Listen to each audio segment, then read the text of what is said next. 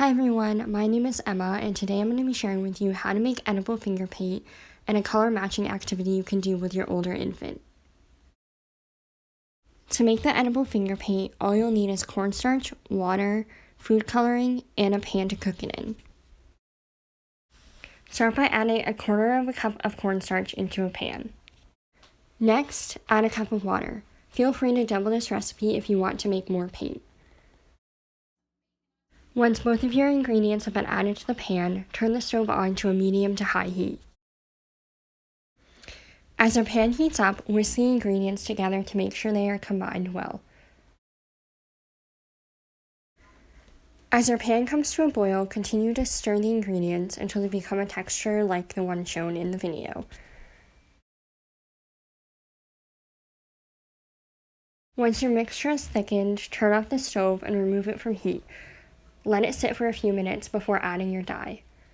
Next, you want to separate your paint so that you can dye it different colors. I chose to use an old muffin tin, but you can use any cup or bowl that you would like. Next, add your dye. I found that I really only needed 1 or 2 drops per color. I chose to mix my dye in using wooden craft sticks, but you can also use a spoon, toothpicks, or whatever you have on hand.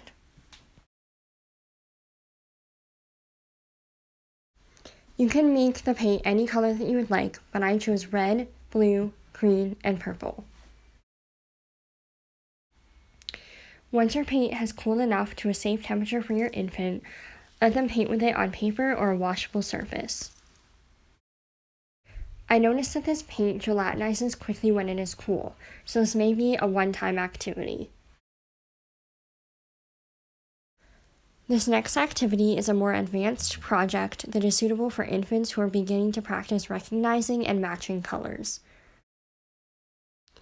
First, you will want to trace circles on any colored paper that you have, or trace circles on white paper and color them in with marker.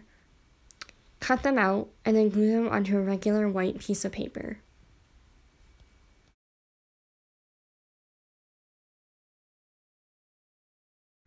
Now you can have your infant practice matching the color of the paint to the color on the paper.